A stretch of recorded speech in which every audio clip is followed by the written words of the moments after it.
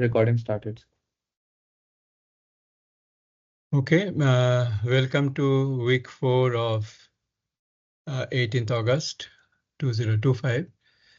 Today's lecture is probably the most important lecture of the course, where I'll be covering backpropagation. Now, we have already seen the building blocks leading towards backpropagation. Here is the one slide recap of the last lecture. Namely, perceptron was done. The perceptron is a machine which places hyperplanes between the two classes, positive class and the negative class. And you can solve a set of linear inequalities satisfying the constraints, and thereby find out the weights of the perceptron and the threshold. Remember that the threshold is typically absorbed as an additional weight with the -1 as at the input. Now, this linear inequality-based solution is not really a learning algorithm because the whole data is presented. The typical learning algorithm takes data one by one iteratively and then sets the parameters to suit that new data which has arrived and so on. So there is a training algorithm called PTA, Perceptron Training Algorithm, which is very famous and very elegant also. Any training data which is not satisfying the constraint is just added to the weight. And that surprisingly leads to the finding of correct set of weights. That is the perceptron convergence theorem, provided the data points are coming from a linearly separable function. So do take a look at this algorithm, the convergence theorem and its proof. It is very, very instructive. Now, perceptron's input-output behavior, which is a step function, is not derivable. It is not a continuous function. There is a discontinuity at net equal to theta. Okay, or net minus theta, or sorry, sigma wi xi minus theta, which is equal to net.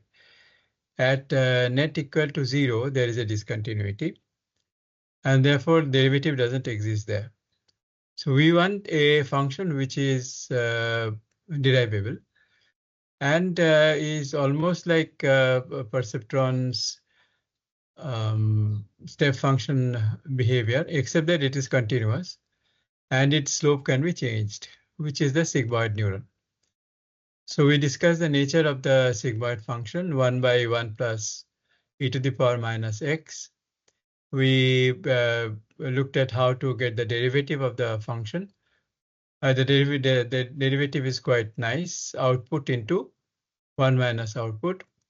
And then a very important fundamental understanding is that the output of the sigmoid neuron gives a probability, the probability of a data point belonging to a particular class. And 1 minus that output is the probability of not belonging to that class, belonging to the other class.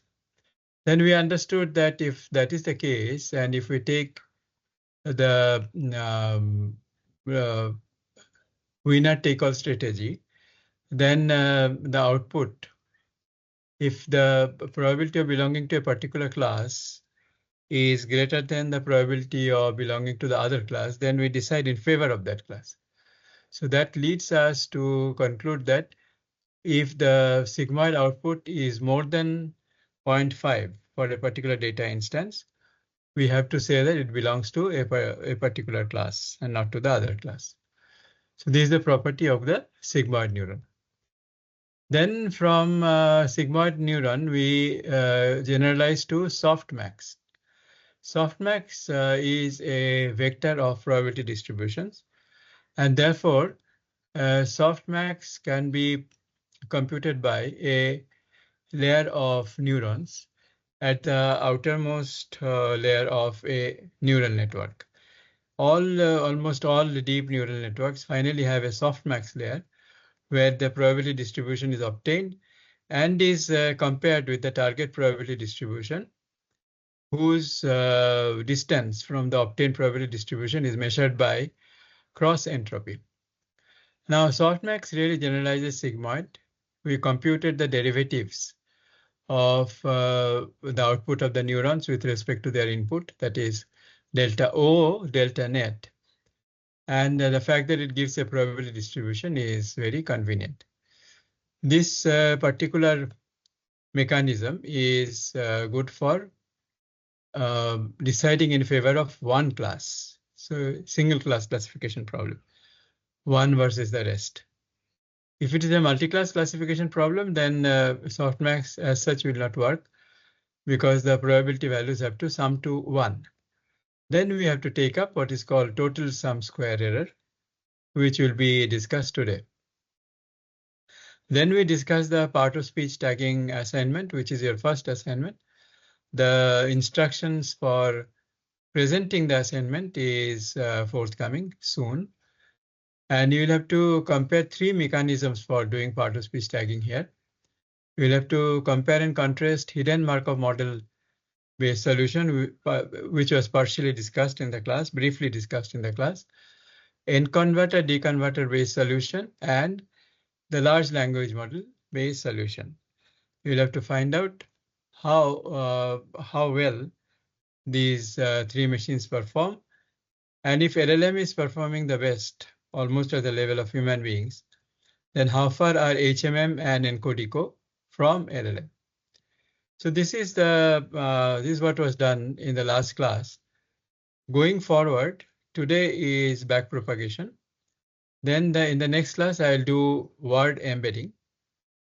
After that, Dr. Anup Punchukuttan from Microsoft Research will do enconverter, deconverter, and transformer for next 2 classes. That will take us to the mid-sem week. The Friday before mid-sem, we will have your quiz 1. And then after mid-sem, it will be mainly discussion on various applications of NLP, like bias and hallucination mitigation, then visual language model, text language model, then machine translation, question answering, stable diffusion, and so on. Those will be the more advanced topics and applications. Meanwhile, every Friday, the guest lecture from reputed institutes, other IITs, IISc, IBM, Google, Microsoft, they will continue. Let me move forward. Now, our goal is to find the weight change rule. So the weight change rule is very important because this is what sets up the parameters for solving a particular problem. So here, let us understand the foundation. The foundation really is what is called the gradient descent algorithm. In gradient descent, we note the error which is coming out at the final layer of the machine learning model. It could be neural network, could be any other machine which produces a number, and we compare it with the target value. Wherever we are allowed comparison with the target value, which is the characteristic of supervised machine learning, the error or the loss function is defined there. Now, this is the most important expression, namely the change in weight, the weight that we are interested in changing, is proportional to the negative gradient of the error with respect to that particular weight. Let me repeat this point. The change in weight is proportional to the negative gradient. You have to take the derivative, partial derivative of the error function with respect to that particular weight and have a negative sign before that partial derivative. So this is called gradient descent algorithm because what it does is that for an operating point, when the weight is changed according to this rule, it always moves the operating point such that the error reduces. For example, if you take the point A, we know that the gradient here is negative. Okay, so gradient here is negative. That means the weight change will be positive. And this is correct. If you see from the contour of the error versus that particular weights graph, then you can see that if you increase the weight slightly, then you have moved to a point following the negative gradient. Okay, and that achieves the error reduction. On the other hand, if you take B, in B, the error reduction will happen if the operating point moves slightly backward. Okay, and gradient descent, you can control the amount by which the operating point moves. So here, since the gradient is positive, and because of the negative sign, the change in weight will be negative, and therefore the weight is moving in the correct direction. So this is the intuition behind gradient descent, and this is a very, very old paradigm. The gradient descent algorithm appears in many different forms, for example, in conditional random field, maximum entropy Markov model. This fundamental idea has been found to be extremely useful and very ubiquitous.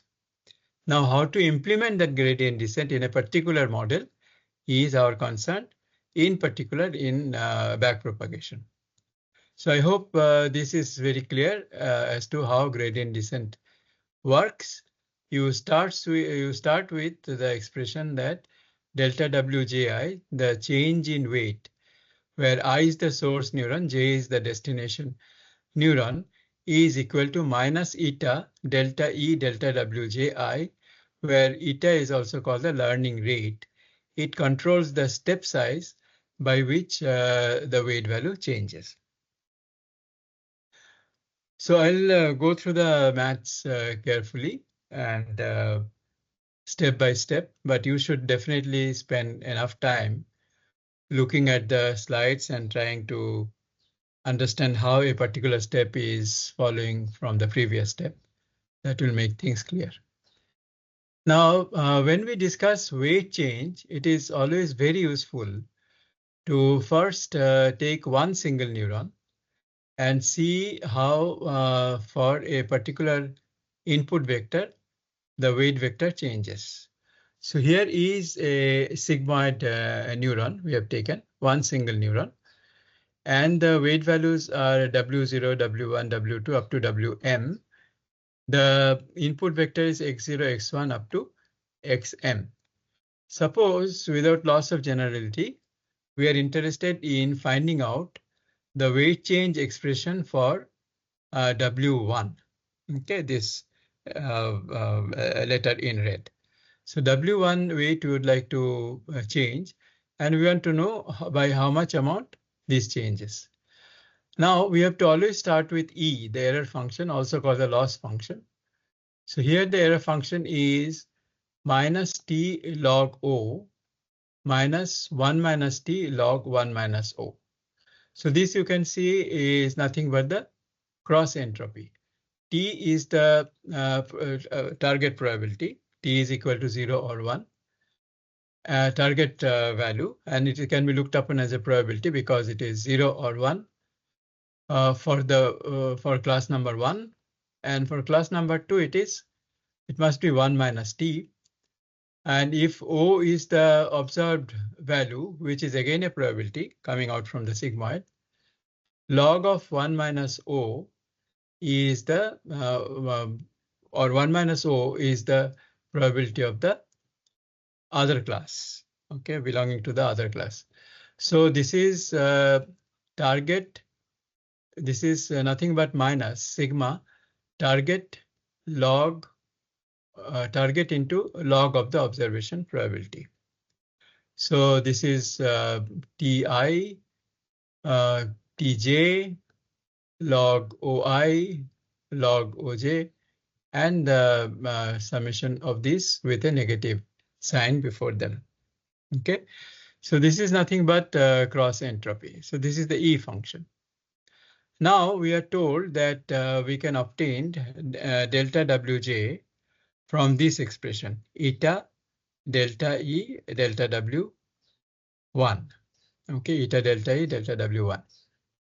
So delta E delta W1, let us see. Delta E delta W1, E does not directly depend on W1. It depends on W1 through O, this output O, the net which influences O, and W1 which influences net. Okay, W1 which influences net, because sigma Wixi is the net. So now we have to find out each expression carefully. This is also called the chain rule of partial derivatives. Now delta E delta O is minus T by O plus 1 minus T by 1 minus O. Okay, if we take the derivative. Then we get T minus O divided by O into 1 minus O. O is the sigmoid neuron, 1 by 1 plus e to the power minus net. So delta E delta net we know is O into 1 minus O, which was done in the last class. The derivative of the sigmoid is output into 1 minus output. And the net is nothing but sigma Wj xj, j equal to 0 to m. Delta net delta W1 therefore must be equal to x1.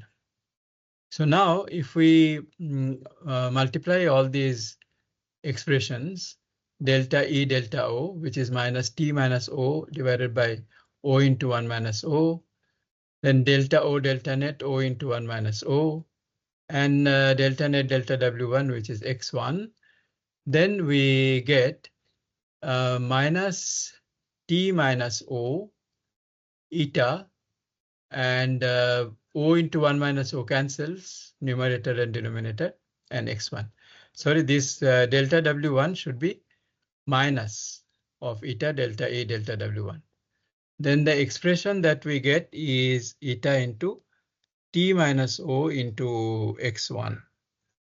Okay, so a very nice expression. The change in weight is learning rate into difference between target and observed value multiplied by the input on that line. Okay, so we are interested in the weight of this particular line, change in weight. So delta W1 is eta, learning rate, T minus O, target minus observed, divided by x1. Notice how the expression does not depend on the gradient of the sigmoid neuron. This is a characteristic whenever you use sigmoid and cross entropy, or softmax and cross entropy. So this is the expression we have to keep in mind for sigmoid and cross entropy.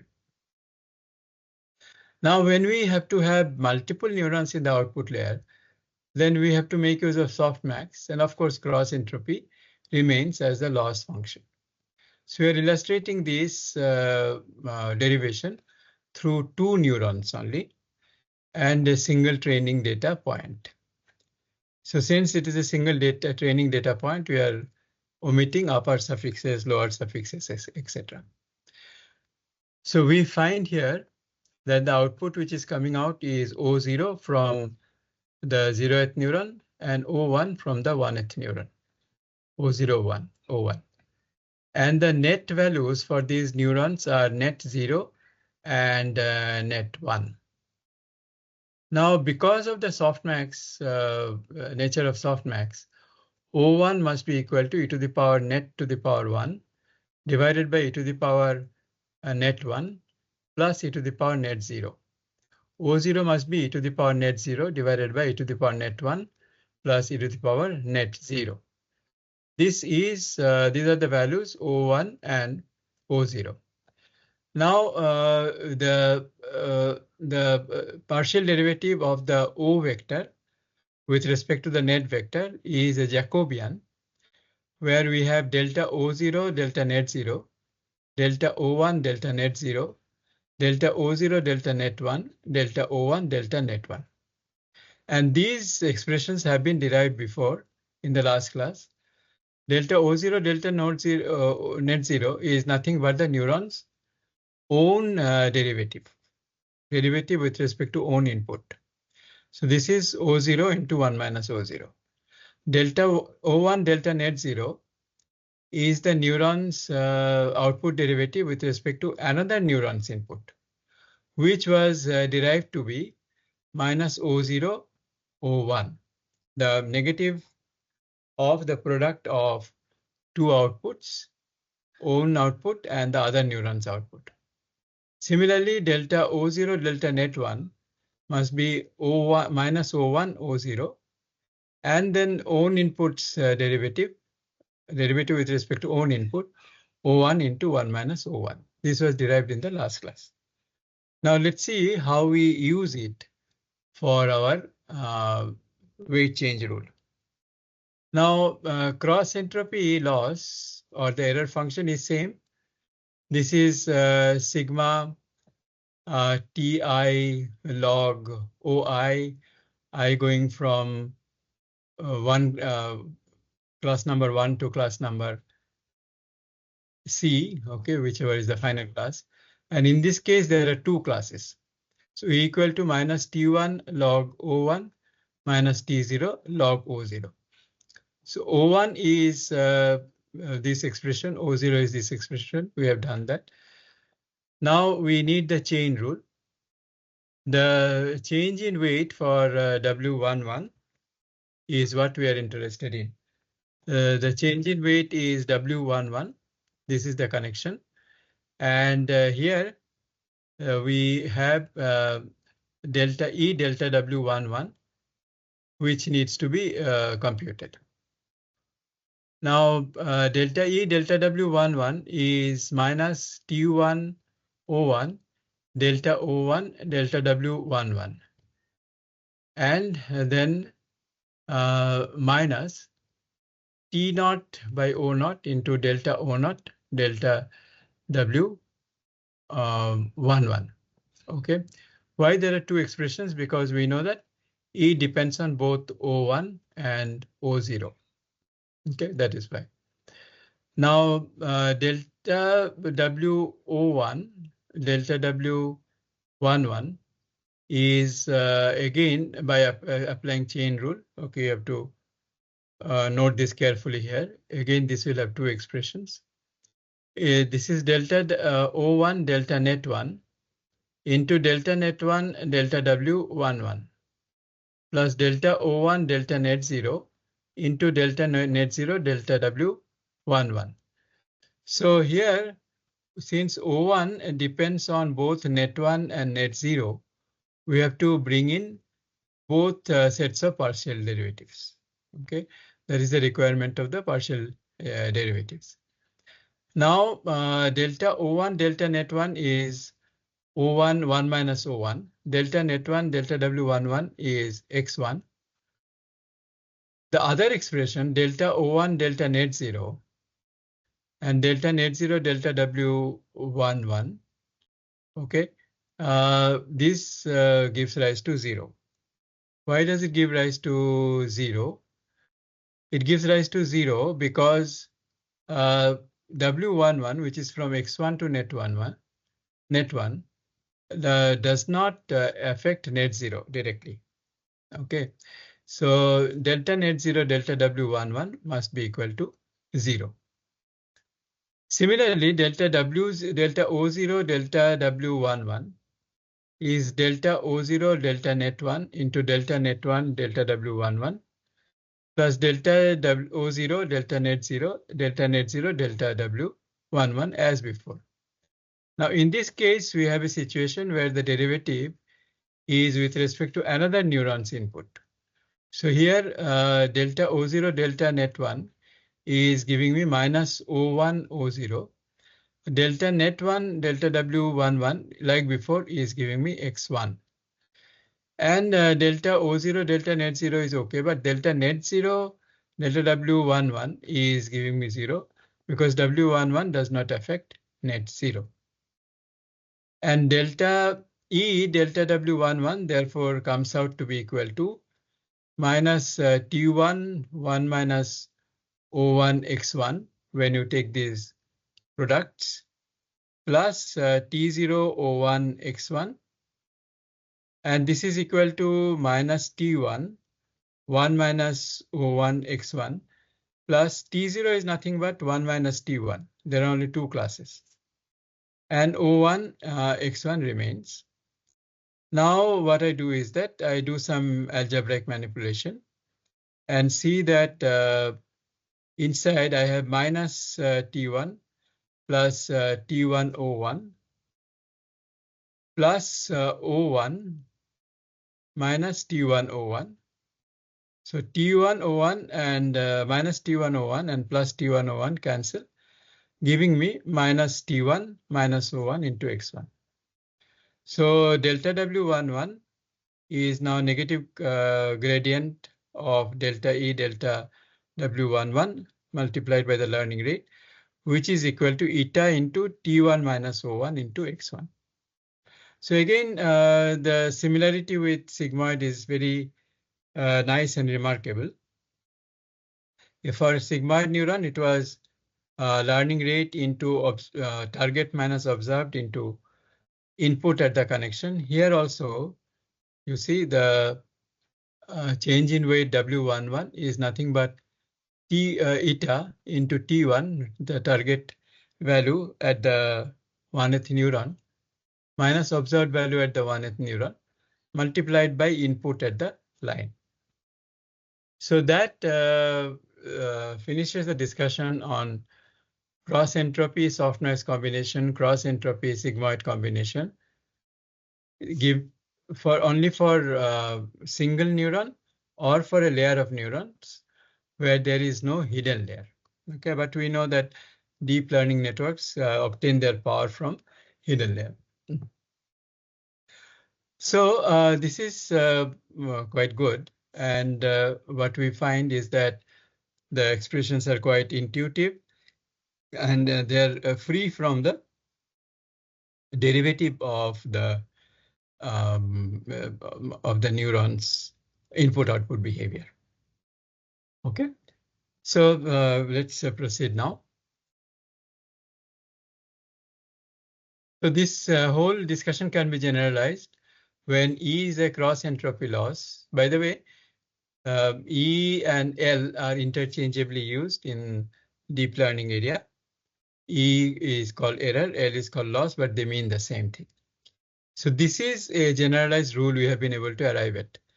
The change in any weight is learning rate into difference between target and observed output and also the input at the connection. Learning rate into difference between target and observed into input at the connection. So this is a general rule which will work, okay, which will work for this kind of combination of softmax cross entropy, sigmoid cross entropy, where we understand that sigmoid's output can be looked upon as a probability distribution. So is the case with softmax. Now we move to feed-forward network and backpropagation, probably the most powerful and most popular architecture in neural networks, gradually giving rise to layers and layers of neural networks, but the principle remaining same.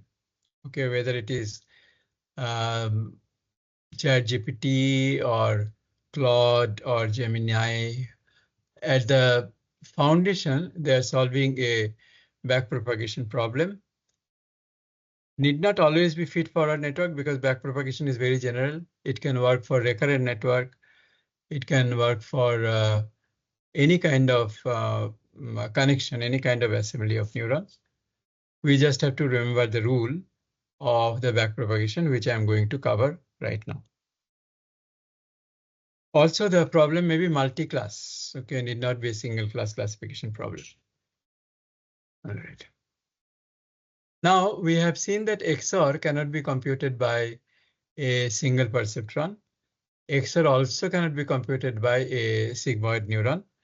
You should verify it for yourself by taking the sigmoid neuron's input-output behavior and looking upon value above 0.9 as belonging to one class, value less than 0.2, let's say, belonging to another class, and see that the inequalities you set up cannot be solved.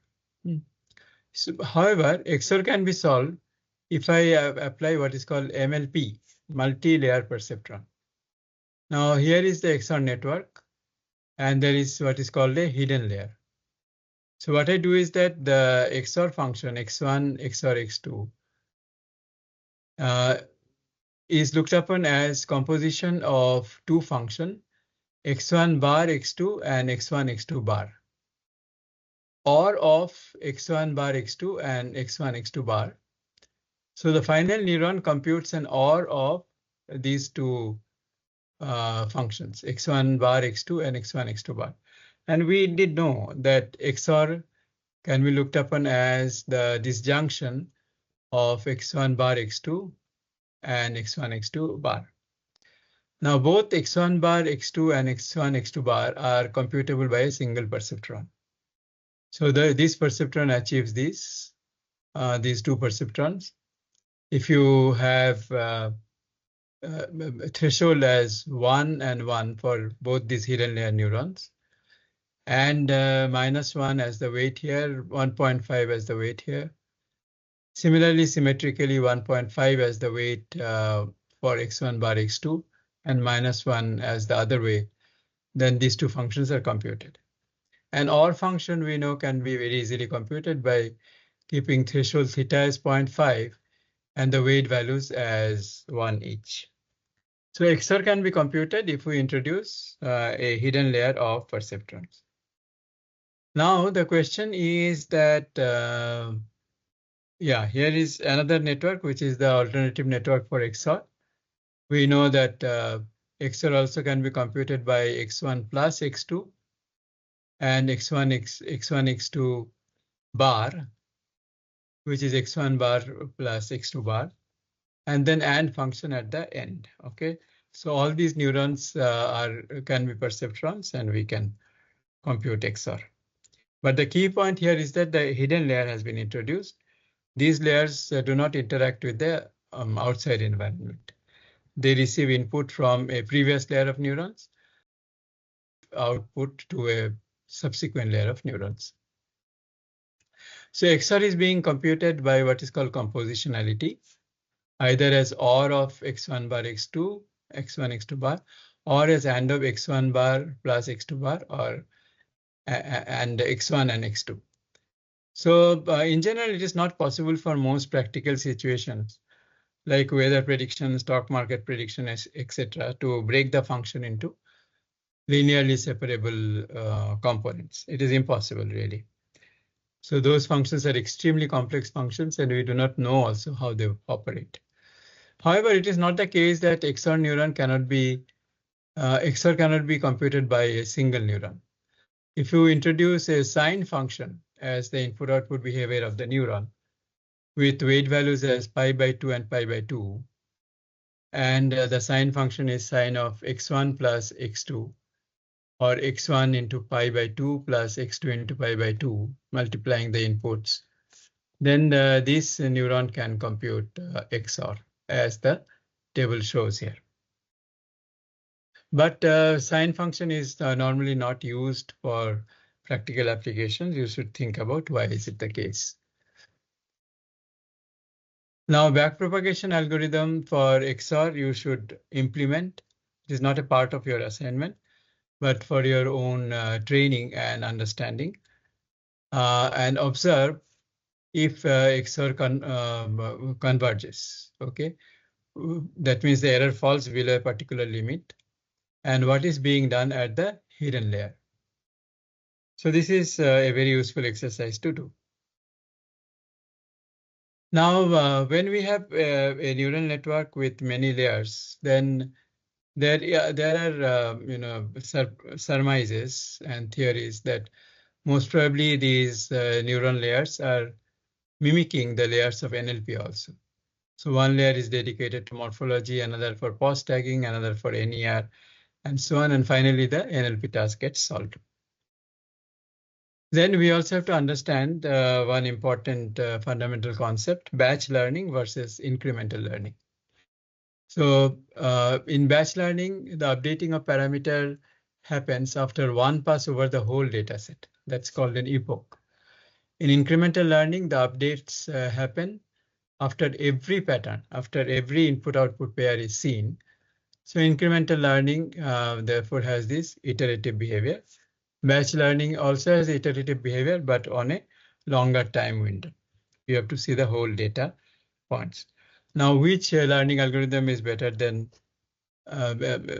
which of the two is better depends on the particular situation. And I request you do some reading on this. Now, perceptron training algorithm cannot be used for training a feed-forward neural network of perceptrons.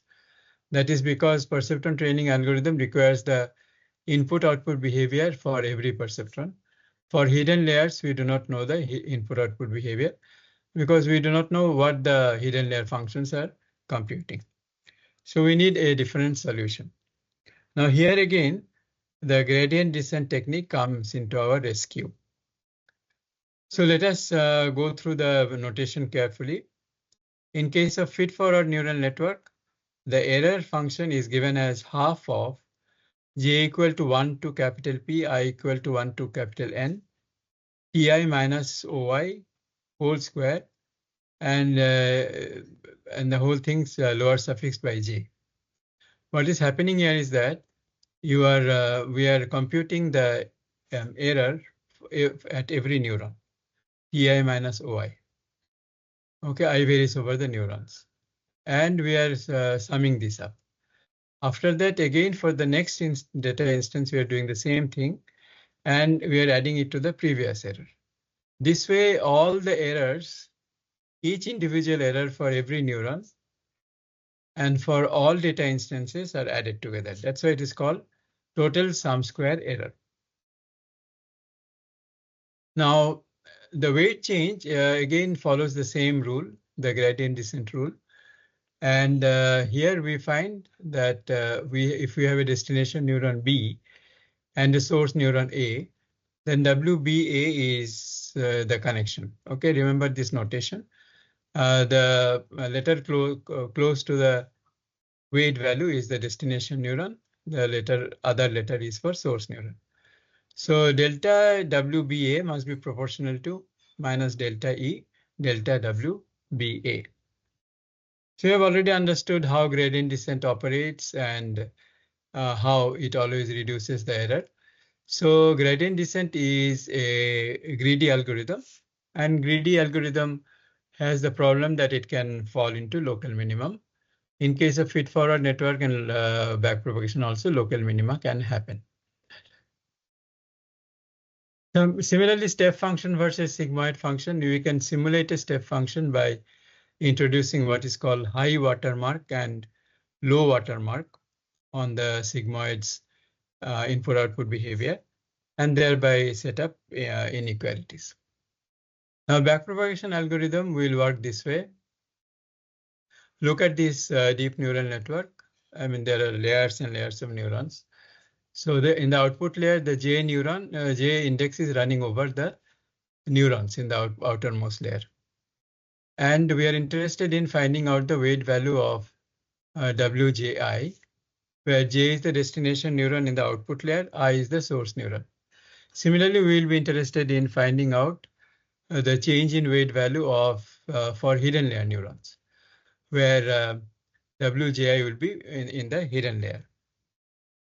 So this we are showing here a fully connected feed-forward network and pure feed-forward network.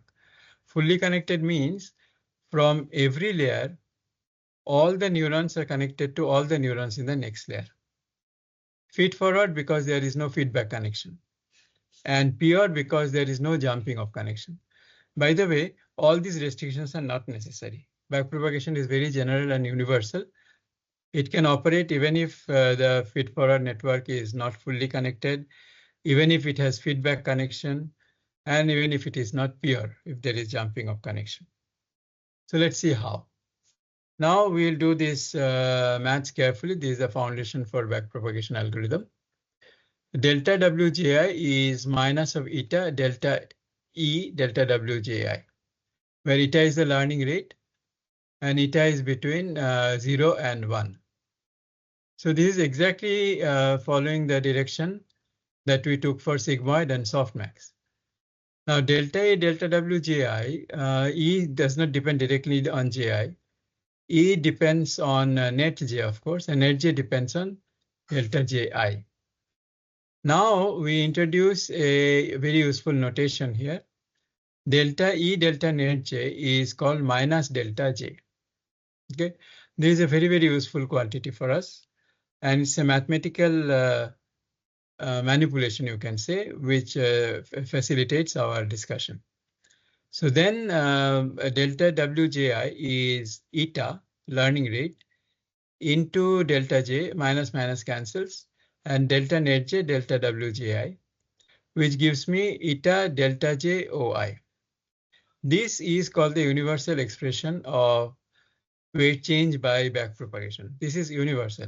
It works for any architecture, any number of neurons, any kind direction of connection, any threshold, anything.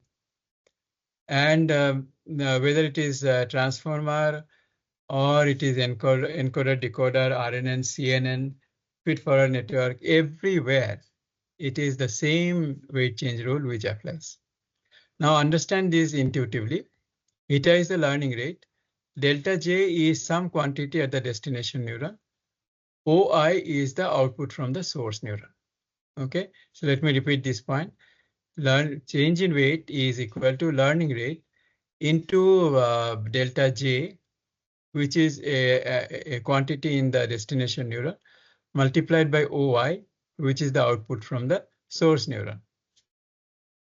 Now, let us see how the final expression comes. This is for the outermost layer neurons weight change. Delta J is equal to minus delta E delta net J, which is equal to delta E delta OJ. Now, E does not directly depend on net J. It depends on net J through OJ, the output of the neuron. So delta E delta OJ into delta OJ delta net J. Net J is the input at the jth layer. Now E is half into I equal to 1 to n Tj minus Oj square. We are discussing it for only one single data item. Okay, that's why I do not have double summation here, but it doesn't change anything in the derivation. So delta J is equal to minus of Tj minus Oj. This you can see coming from delta E delta Oj into Oj into 1 minus Oj, which is nothing but the derivative of the sigmoid. All right, we are using the sigmoid neuron here everywhere. So now we have delta Wji is equal to eta into Tj minus Oj into Oj into 1 minus Oj into Oi. What is this? Learning rate into difference between target value and observed value into the derivative of the sigmoid into the output coming from the source neuron.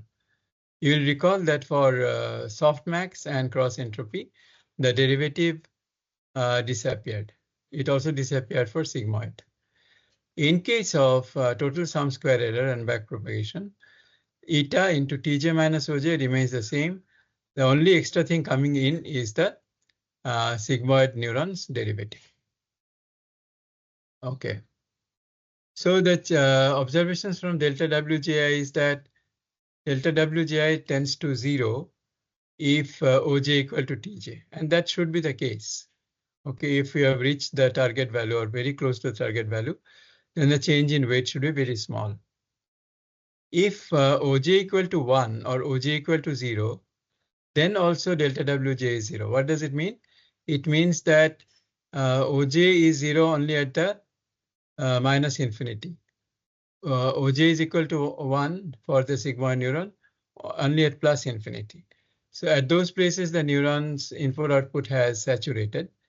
And because of saturation, the derivative is extremely small, and that's why the change in weight is also very small. OI, if it is 0, then again the change in weight is 0. If the output coming from the source neuron is 0, it is not contributing anything to the net value or to the error. Therefore, why should that change, that weight change?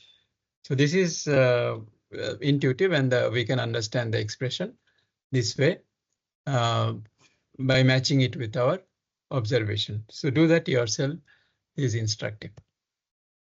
Now we come to backpropagation for hidden layer, which was really the master innovation. Okay, how to change the weight value in the hidden layer? That is the main contribution, because people for a long time did not know how to change the values in the hidden layer. And you see here, the application of partial derivatives is very handy.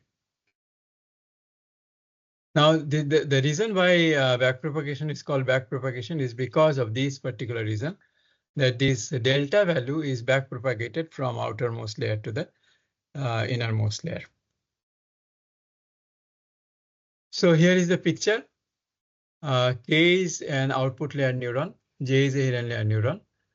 I is also a hidden layer neuron. We are interested in finding out the expression for WJI, okay, for the hidden layer connection.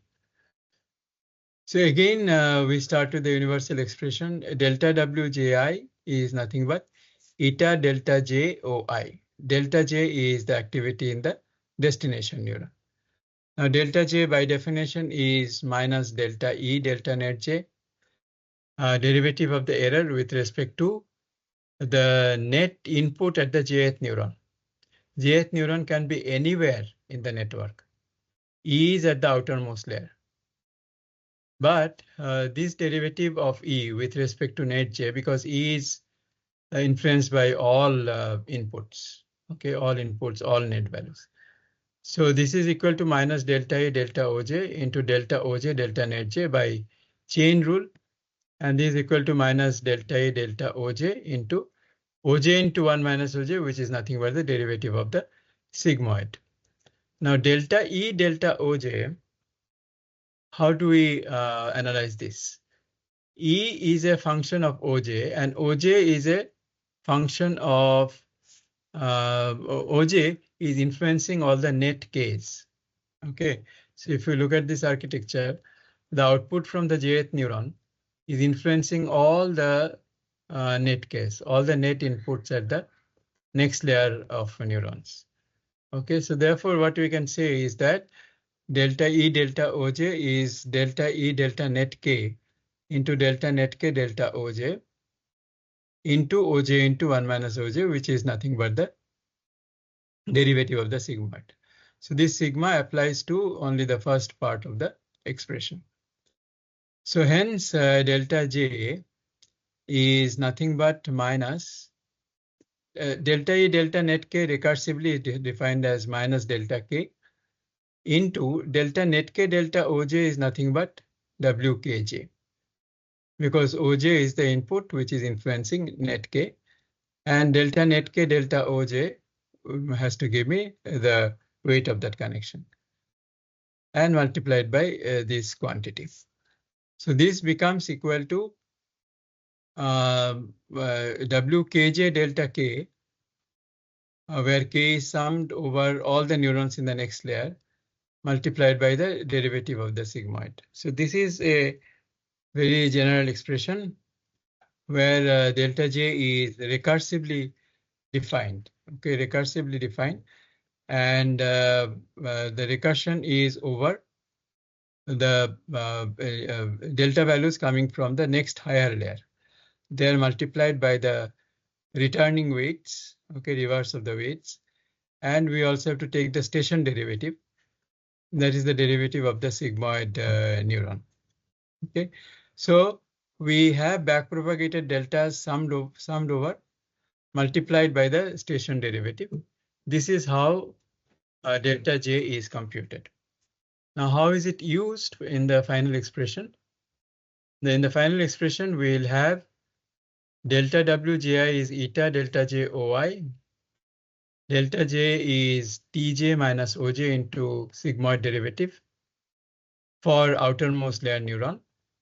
And for hidden layer neurons, it is summation of backpropagation delta multiplied by the derivative of the sigmoid neuron.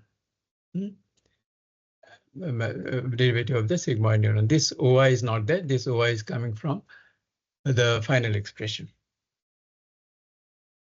Now, how does it work? In case of XOR, we have this XOR network, X1 and X2, finally feeding into the outermost layer neuron. Okay, and this outermost layer neuron is receiving input from the hidden layer before. The hidden layer before is receiving input from the hidden layer, from the input layer before. So this is called the forward propagation. So we are sending the X1 and X2 values forward. And as we do so, we come to a case where the outermost neuron gives me the observation.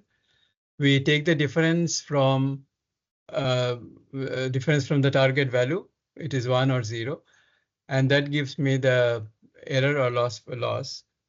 And then we backpropagate. Okay, we backpropagate. How do we backpropagate? We have t minus o here. We have the sigmoid derivative here because of the values are all there. By this W1, I get the delta value here.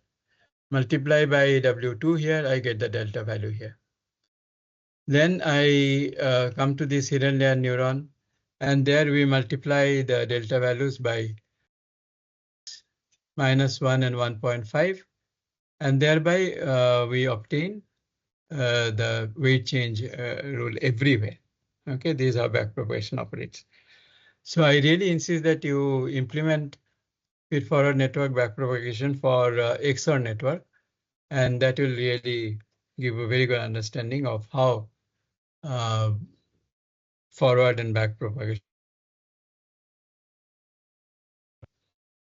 Okay, now there is an application in medical domain which we did long back for the Siemens company, and that made use of backpropagation. But you take a look at these slides to understand how it is operating. Let me go into some fine points about backpropagation. One question is, can linear neurons work?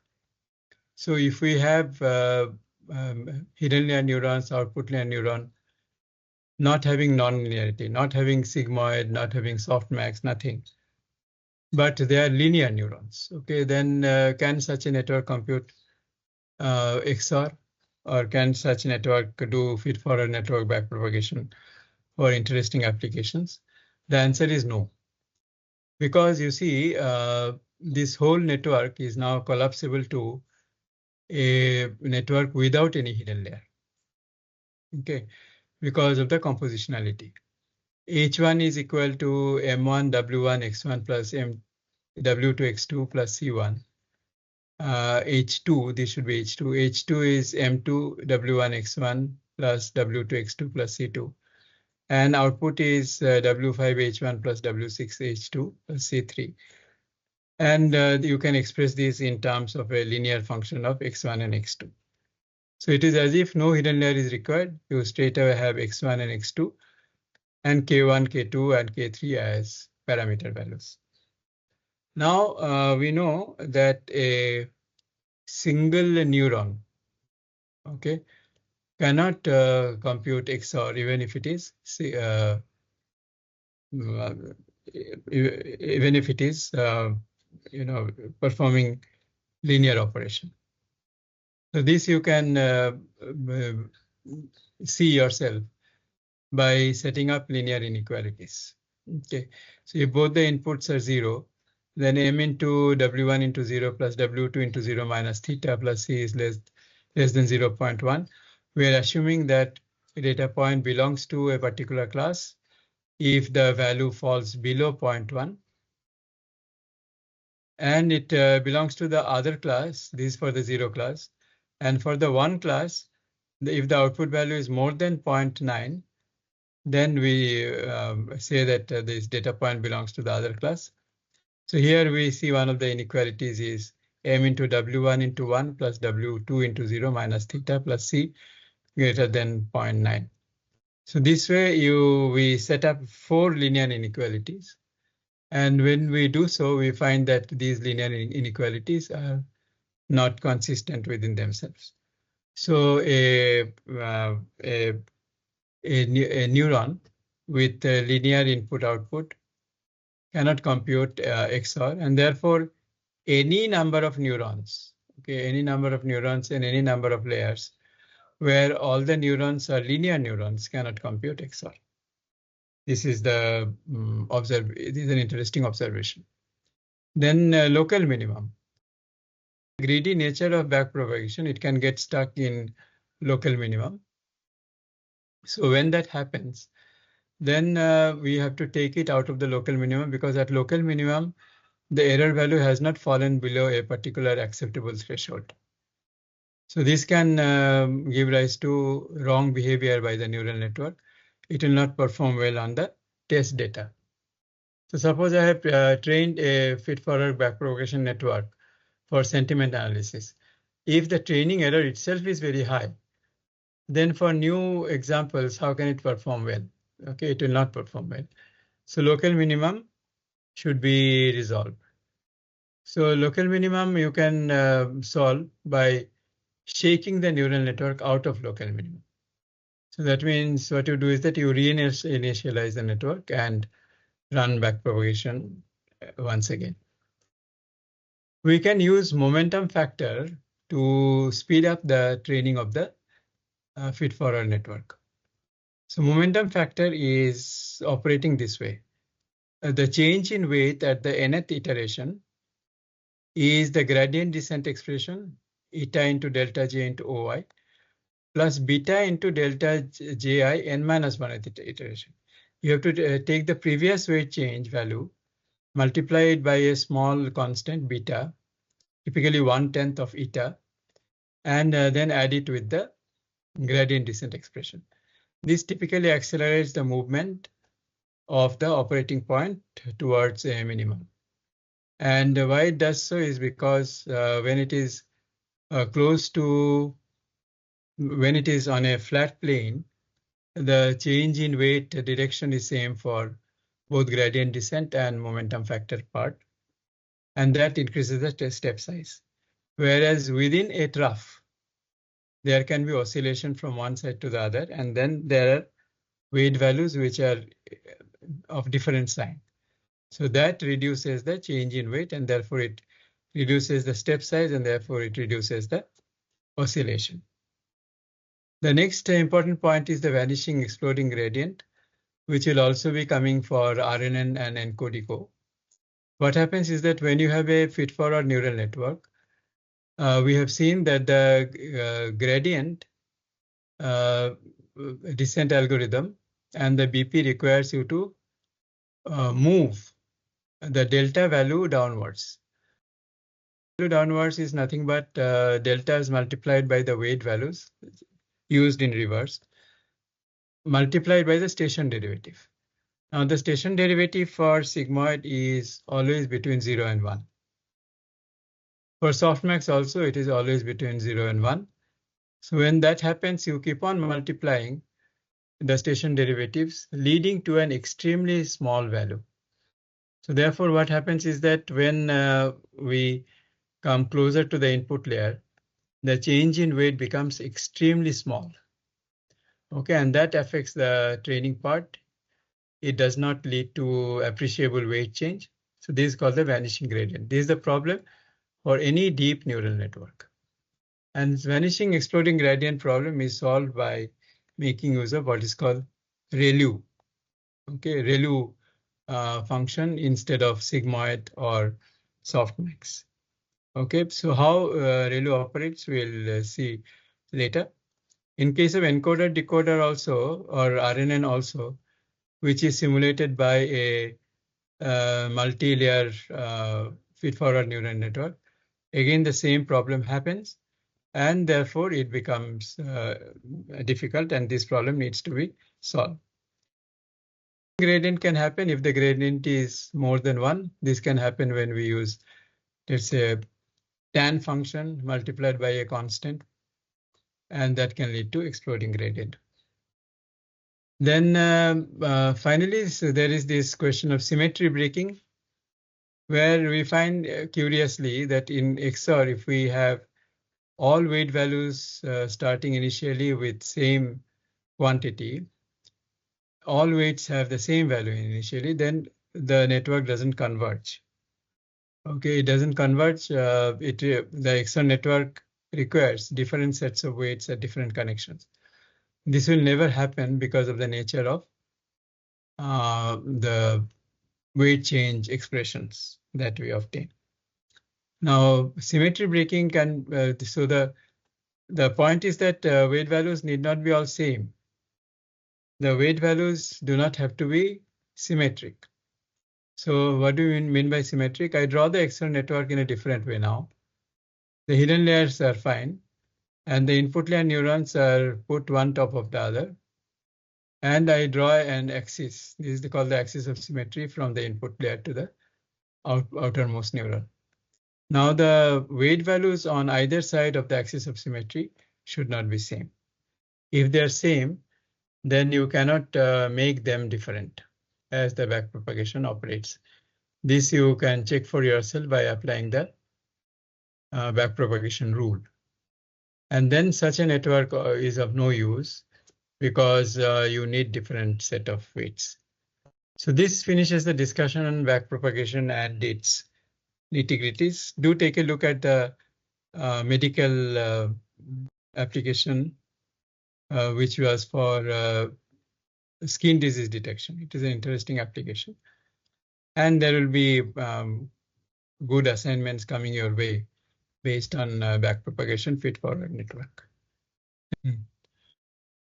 Okay, now that the main content of the class is over, namely backpropagation algorithm and all its fine points, I have also asked you to look at the skin disease prediction problem, which is a simple application of BP, which is a good representative problem. Let me go to your assignment discussion. The assignment, as you know, is due on 30th August 25th, 2025, which is a Saturday. You will have to present your assignment and discuss it following a particular assignment template strictly. Okay, the template is coming in the next slide. And just to remind you, you have to take data from NLTK. You have to compare and contrast the performance of hidden Markov model, ENCODE, and any LLM of your choice to study the pause tagging behavior of the system. You can use pre-written, available, or LLM-generated code, but you will have to explain what you are doing very carefully. Let me now move to the assignment discussion template. You have to strictly follow this format. Okay, if you do not follow this format, we will lose time unnecessarily, and we will also deduct your marks. So you have to follow this template strictly, answering the questions asked there, and put those answers in the slide itself. Now, first, you define pause tagging. The input and output have to be specified carefully.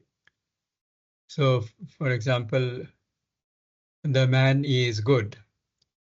Here the input is the man is good, a 4-word sequence. The is determiner, man is noun, is verb, and good is adjective.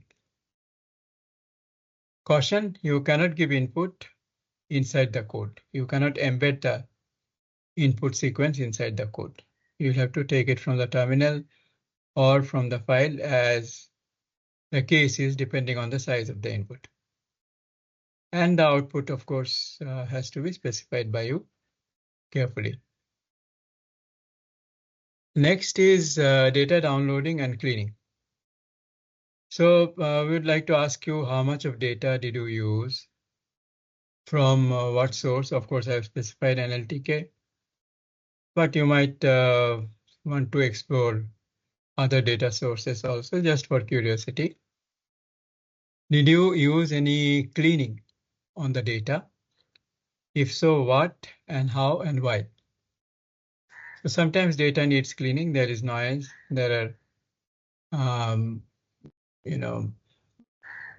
unwanted strings, characters in the data. So that you will have to remove the noise. So if you have used any cleaning, let us know. And how you have cleaned it also of interest to us. Is it by regular expression or by some other mean? Did you use the pause tags as such or modify them?